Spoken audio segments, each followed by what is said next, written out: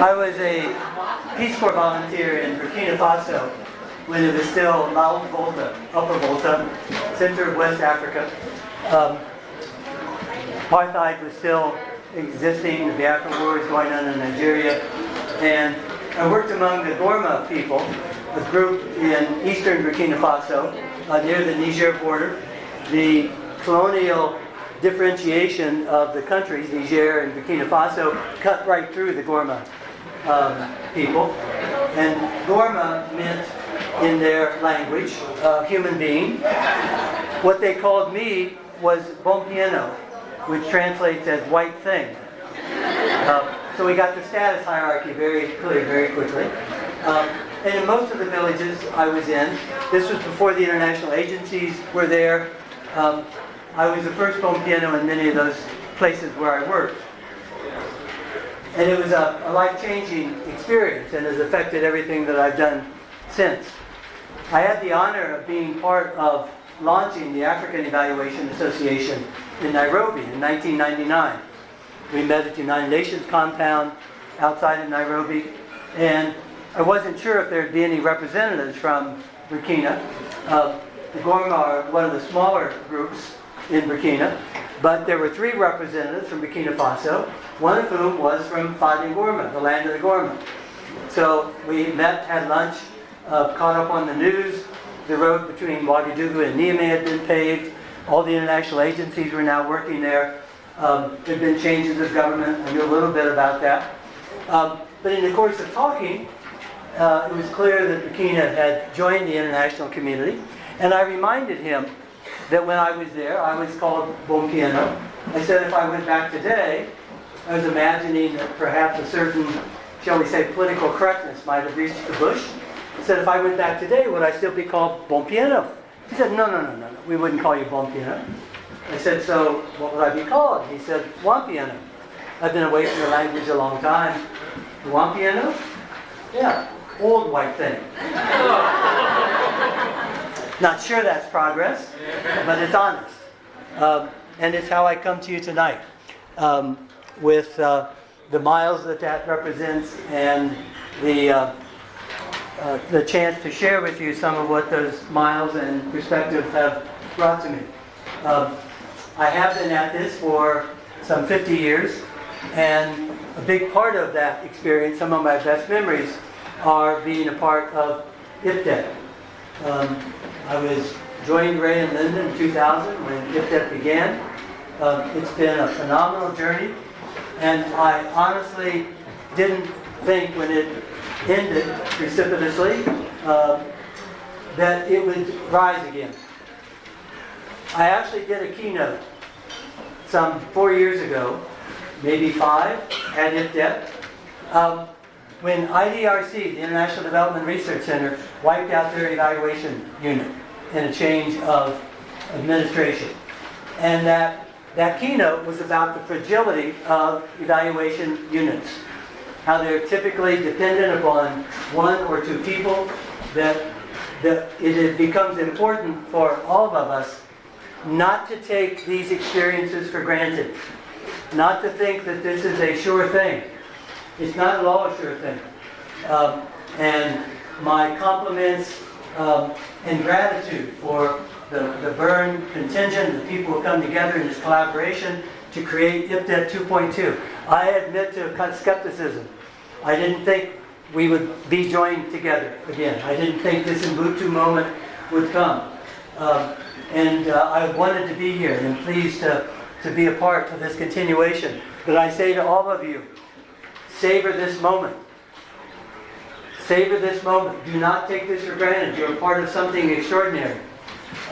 Something that a lot of people put a lot of work into for a long time. Ray Rist has bled his heart out for this over many years. Hours and energy, literally as well as figurative. And Julia Young and the new team, I want to begin by toasting all of them for the fact that we're able to gather tonight.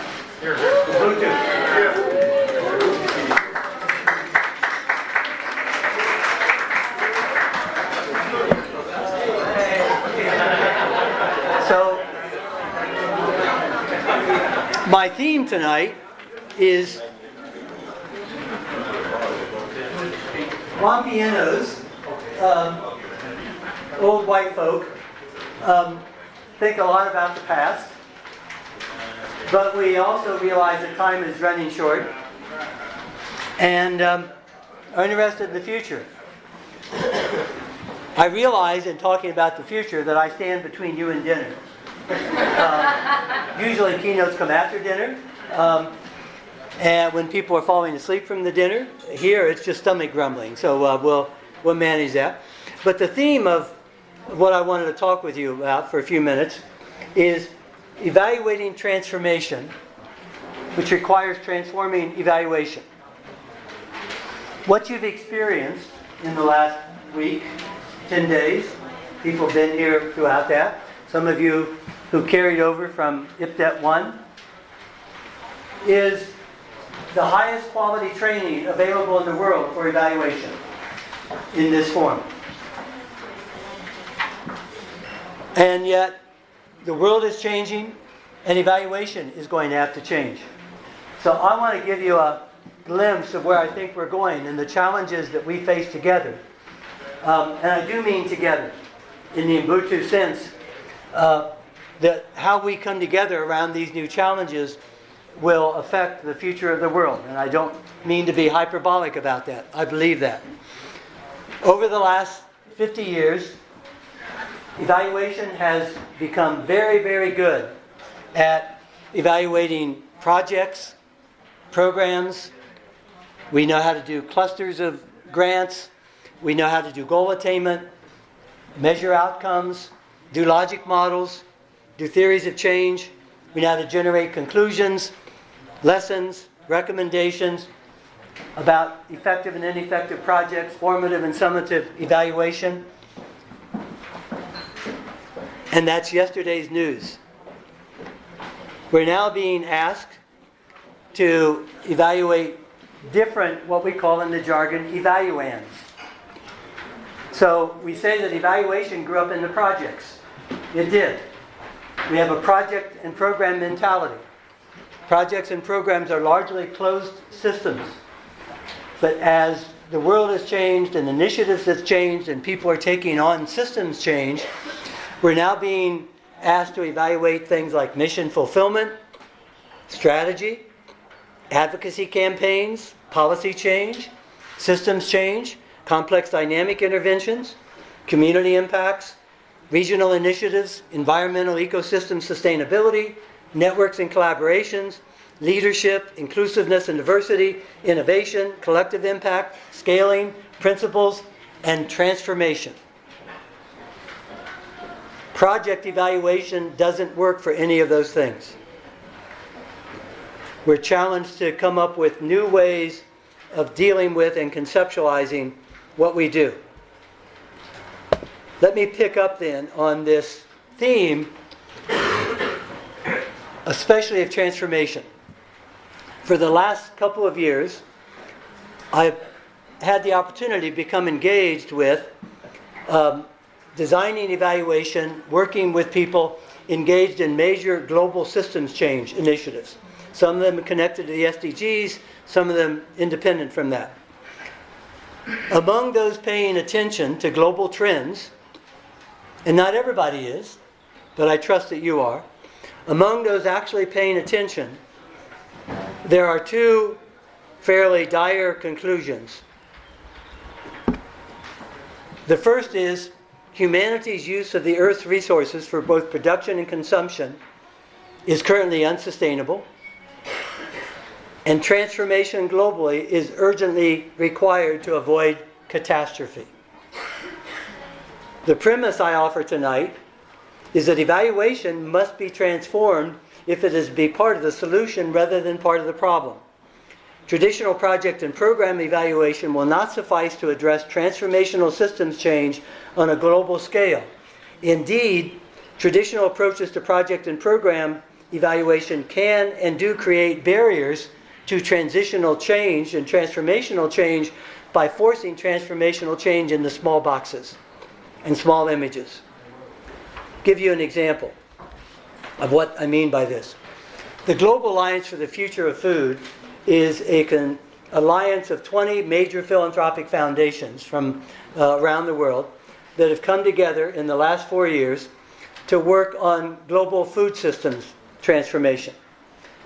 They recently had a meeting where they brought together experts in food systems from various perspectives, agroecological transformations, subsistence agriculture, the small farmers organizations that are working around the world.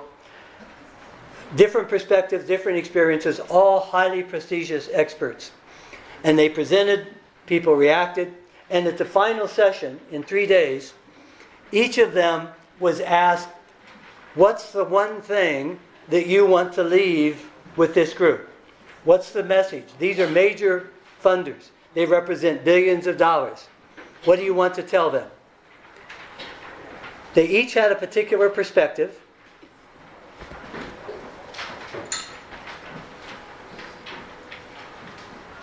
About what the priorities should be, but in their closing comments, in which each was asked for the most important thing they had to say to those assembled, each one spoke with a sense of urgency.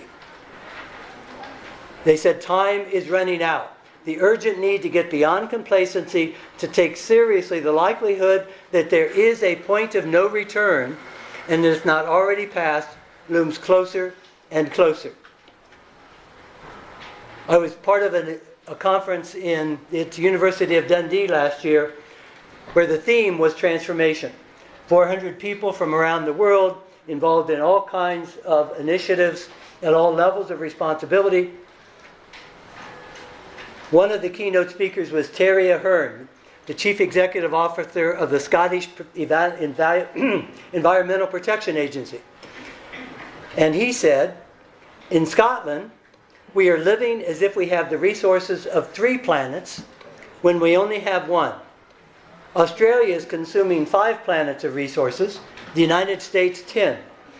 For the world as a whole, we are consuming the Earth's resources as if we had 2 planets, we only have 1. We are all heading in the wrong direction. There isn't a single country in the world that has reversed its overuse of the planet yet. Incremental changes aren't enough. We need transformational change. We need to transfer our society and our world to one that lives within what one planet can support. Susan Moser from the Stanford Woods Institute for the Environment concluded in her keynote address, before we went to transformation conferences, there were 9 internationally last year. Before we went to transformation conferences, we went to adaptation conferences, mitigation conferences, sustainability conferences. But now we have arrived at a place where we know we need transformation. We need to do much deeper work. Transformation is not a faddish word or idea. It captures the scale and scope of what must change if it is life we want, for the future of life is in doubt and cannot be taken for granted. She concluded we have to deeply investigate the practices, structures, and institutions that underlie climate change and all things unsustainable, as well as the relationships, belief systems, values, and ethics that seem to not let us shift fast enough away from narrow, small-scale project interventions if it is life we want to continue. Kumi Nato is the launch executive director of the African Civil Society Initiative. In his keynote address, he said, the most important challenge for leadership of our time, whether the leaders are from the private sector, from government, or from civil society, is how we can tell it like it is, speak truth to power, and say we are 5 minutes from midnight on climate change. That may be optimistic. Thermonuclear destruction may trump climate change as a threat to the future of humanity. There's a group called the Bulletin of Atomic Scientists that run the doomsday clock. The doomsday clock is their assessment of how close we are to destroying ourselves as humanity. On January 25th of this year, the Bulletin of Atomic Scientists, for the first time in their 70-year history, moved the nuclear clock, the Armageddon clock, the doomsday clock, ahead 30 seconds, and they now place the clock at 2 minutes to midnight. Their estimate of the likelihood that humanity will self-destruct. Million Belay is coordinator of the Alliance for Food Sovereignty in Africa, a broad alliance of different civil society actors that are advocating for and working towards food sovereignty and agroecology in Africa. And he wrote a wonderful blog about transformation. I met him at the Dundee conference. He said, I globetrot from one meeting to another. Some of us are caught up in this cycle, and there seems to be no way out of it.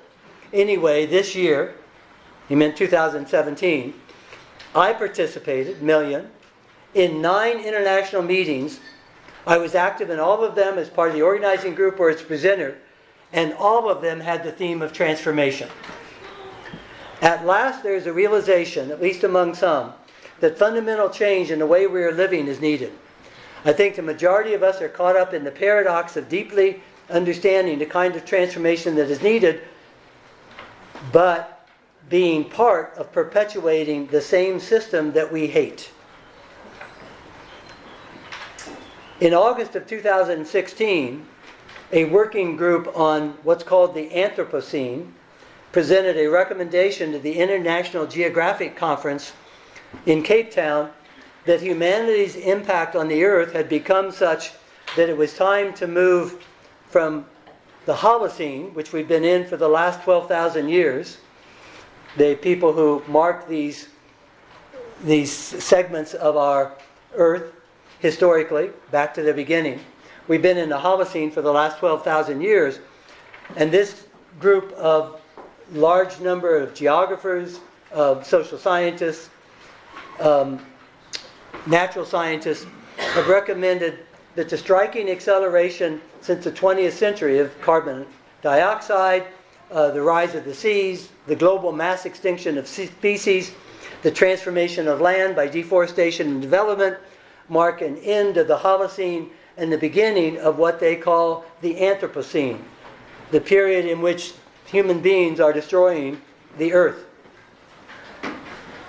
The assessment from Professor Ian Fezzi, Director of the Center for Environmental Change and Human Resilience at the University of Dundee, in his keynote, summarizes succinctly the foregoing glimpses into the realities of our current planetary trajectory.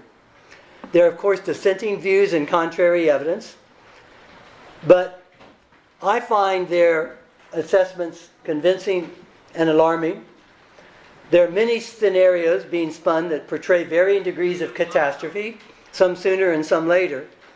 Any straight-line projections of current climate trends conclude with disaster. The world is consuming the Earth's resources as if we had 4 Earths instead of 1. The numbers will continue to be updated and new scenarios will be generated, but they all lead to the conclusion that transformational change is needed for human life on Earth to become sustainable. And those transformations need to happen sooner rather than later. At the Transformation Conference I was at in France, where people were estimating what's happening, the conservative estimate with the latest data that had emerged, the climate change agreement was actually based on 2010 data. The 2015 data had come out by the time we had the transformation meeting in Paris. 400 people, all kinds of disciplines, all kinds of persuasions. I was the lone evaluator there. And their conservative estimates as a consensus basis was that by 2050, Ray and I are not likely to be here for that, but most of you will. By 2050, this used to be an estimate around 2,200. By 2050, 20 countries are gone, 60 cities are gone, and 1.5 billion people are displaced. Our current migrant crisis is but a drop in the bucket of what is coming as the seas rise as they already are. So transformation means real systematic transformation, radical change on a global scale at a rapid pace, transforming energy consumption, agricultural production, power structures, distribution of resources and wealth, and fundamentally different relationships between human beings and the environment to achieve both sustainability and greater equity. Sustainable transformation means resilience. It doesn't mean changing from one system of equilibrium to another, but better system of equilibrium, but it means continuous adaptation under conditions of turbulence and uncertainty. The view of a mechanistic, steady-as-she-goes sustainability is static, closed system, project mentality thinking. Transformational sustainability envisions ongoing adaptability, resilience in the face of disruption and turbulence, and continuous development in innovation in the face of massive but inevitable, what are called black swans. Rare, huge, unpredictable, and uncontrollable events with huge implications. The 2008 financial meltdown was an example of a black swan. And if you read the analyses that have come out of the 2008 financial crisis, we were that close at that time to the world economic system shutting down. The world central bankers, the people who are engaged in decision-making, CEOs of financial institutions who were in contact with each other, especially in the first week after Lehman Brothers went bankrupt, were saying two things to each other. The first was, this can't be happening. It was outside of all of the models. Secondly, the numbers aren't any good. They have no idea what to do. And so they did the only thing they could do, which was agree to keep pumping money into the system, not knowing how much that would take, because they all agreed that if the world's financial system shut down, it wasn't clear it could be restarted. What does shutdown mean? ATMs don't work. Your credit cards are no good. You can't get money from a bank. We were that close. The cyber hacking stuff that's going on, the interconnections of the world, put humanity's future very much in doubt. People calling for transformation in the face of climate change, global systems change, challenge, and speak with this sense of urgency.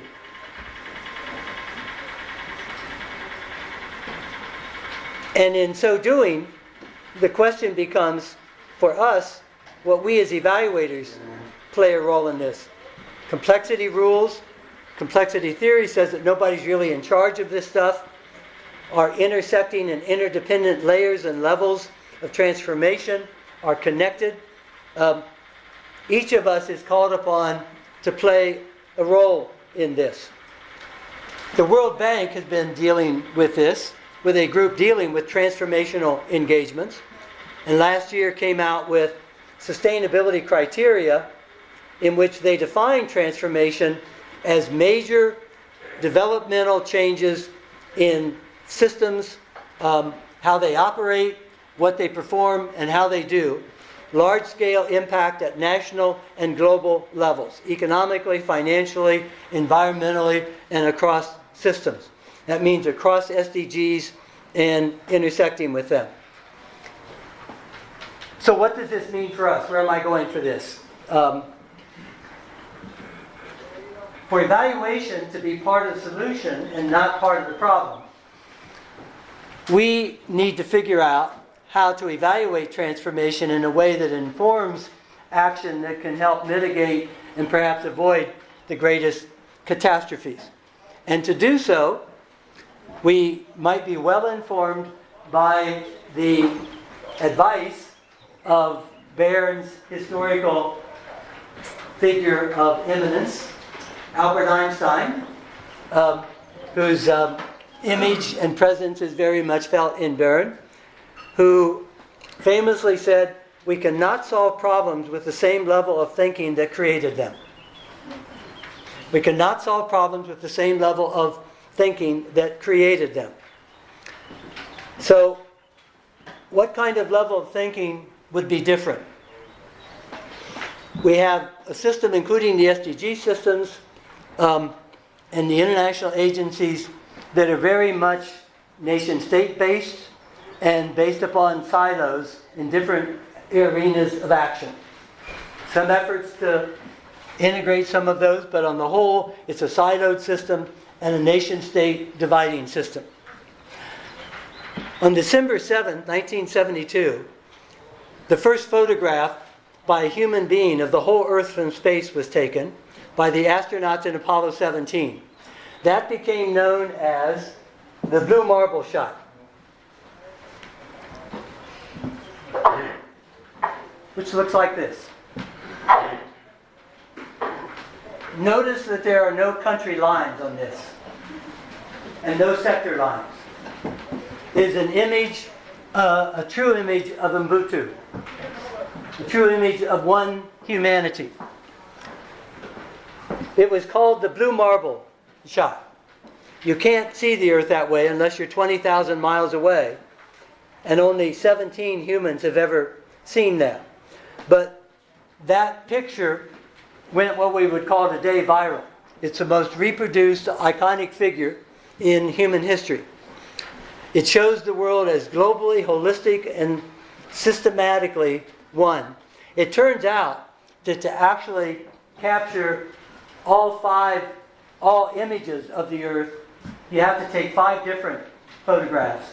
And the Japanese have a conservatory and a satellite that is regularly taking these images and posting them online, so that if I had PowerPoint tonight, I would show you all of the blue marble images that connect the entire world. Blue marble thinkers, then, see the interconnections between the global and the local, the connectivity between the human and natural worlds, the relationships between worldwide patterns and area-specific challenges, the strategic intersections among different types of interventions, and become adept at zooming out for big picture blue marble perspectives and zooming in to understand and incorporate contextual variations, problems, and solutions. New kinds of initiatives and new forms of intervention will be needed that can respond to the challenges of global problems, including designing and evaluating transformational changes. Transformational changes must be multifaceted, multidimensional, multisectoral, multinational, and multiplicative. Transformation flows from understanding that the status quo is not a viable path forward, and that action on multiple fronts using multiple change strategies across multiple landscapes will be needed to overcome the resistance from those who benefit from the status quo. Multiple interventions are needed to multiply effects, creating streams of diverse interventions flowing together to generate mammoth change in global systems. Thus, transformation is simultaneously and interactively global and local at the same time, contextually sensitive and rooted while being globally manifest and sustainable. Tracking these new transformational initiatives will need a complex global systems change approach to evaluation, which I'm calling blue marble evaluation. The unit of analysis is not a project or a program or a narrow system. It is Ubuntu. It is our planet. It is the blue marble.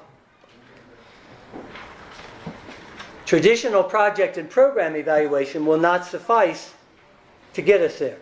So I offer you 5 premises. Global problems require global solutions based on a blue marble perspective, which means thinking globally, holistically, and systemically, a la Einstein.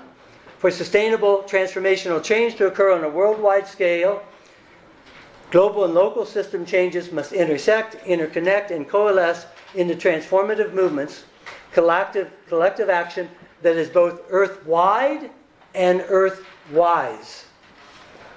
Our mindsets and frameworks about change, manifest in current design, implementation, and evaluation approaches, are inadequate to achieve the scale of global system changes needed given the issues humanity faces. At the transformation conferences I've been at, very inspiring as well as frightening keynotes were delivered, and I've given you very small snippets of that. The University of Dundee Transformation Conference is entirely online. You can read the full keynotes. Every day began with a keynote about the global nature of our problems, the challenges that we face, the interconnectedness of what's going on, followed by 10 hours of breakout sessions where people made presentations on projects. Narrow, small, closed system projects. a complete disconnect, many of them evaluation presentations. As we respond to global challenges, design and evaluation needs to be integrated so blue marble design principles and blue marble evaluation principles become tightly aligned in affecting the future of humanity. Let me quickly close by suggesting a theory of sustainable transformational change. You've been dealing with theories of change all along. As I've looked at this, the most viable theory of transformational change based on social movements, based on looking at major transformational changes of the past, the end of colonial times, the end of apartheid, the fall of the Soviet Union, and the coming down of the Berlin Wall, pushing back the AIDS epidemic,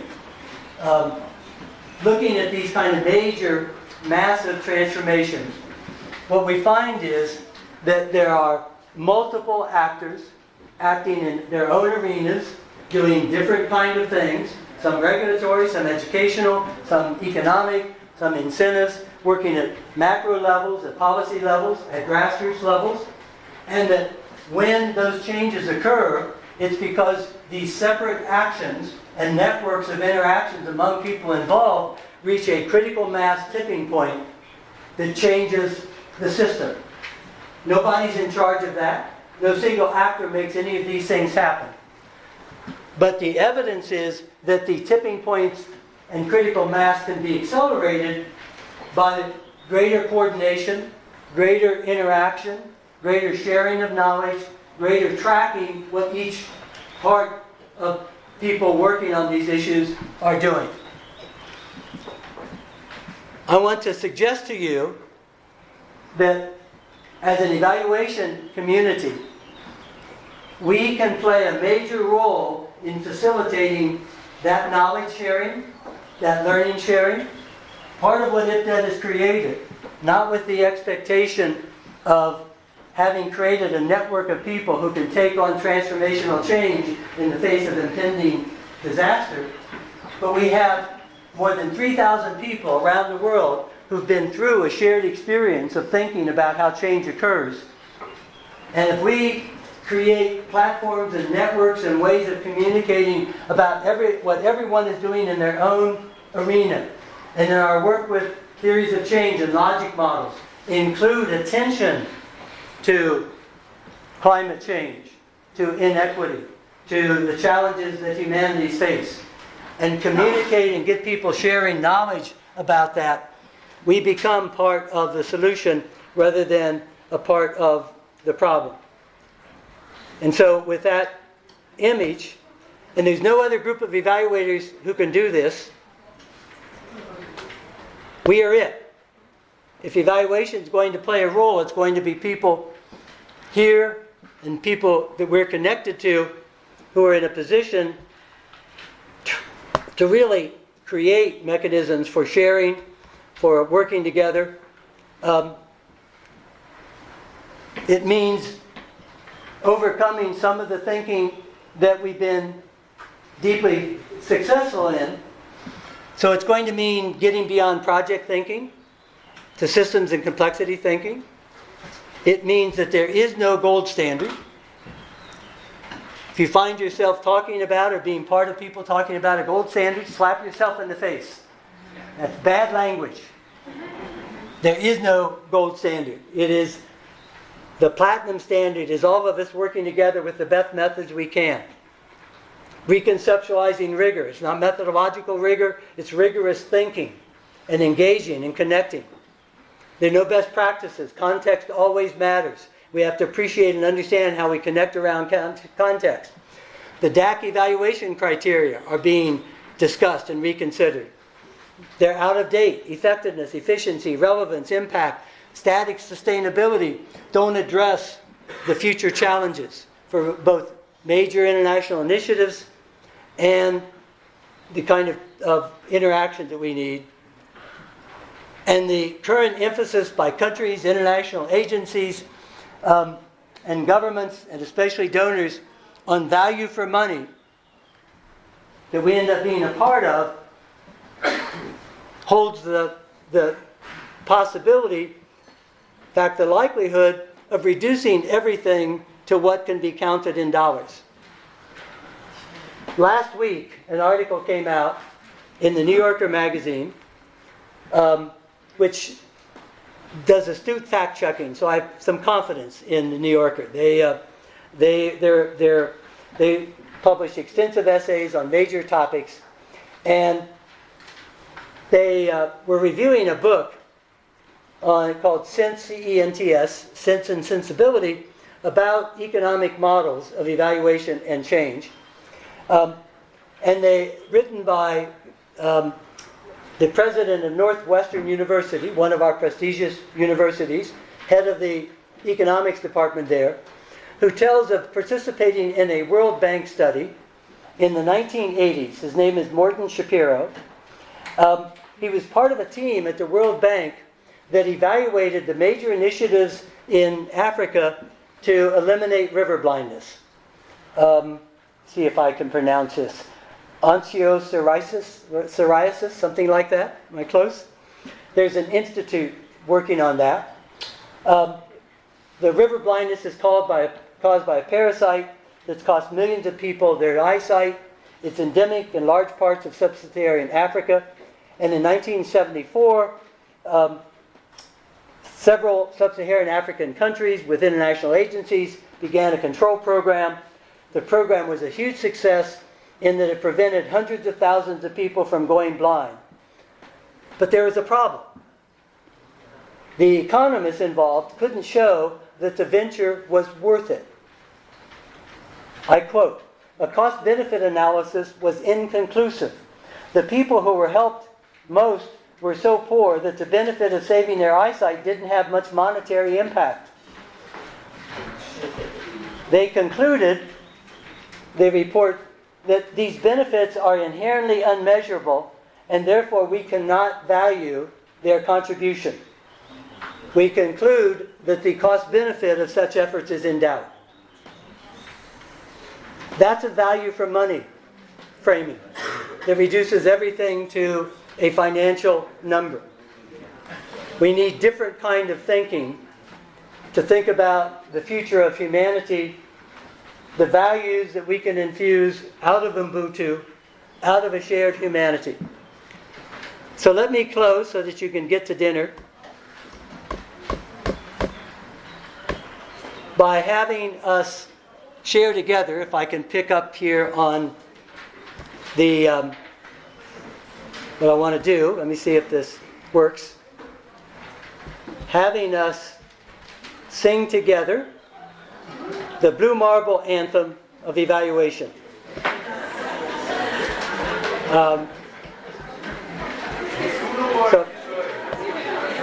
So this will just take a minute.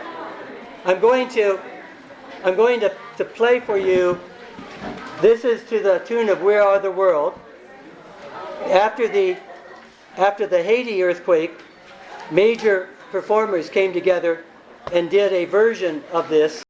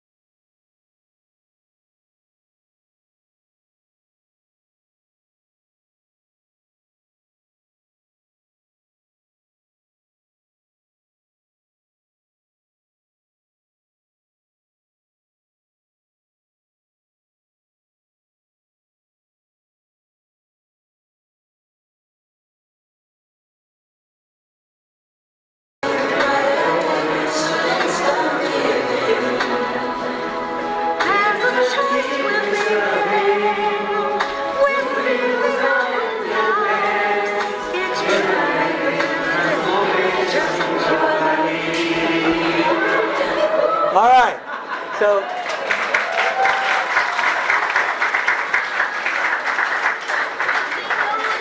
the We Are the World is the song of the people trying to bring about change. We're the evaluators, so as you picked up on, we need our own song. So I'm going to play the musical version of this.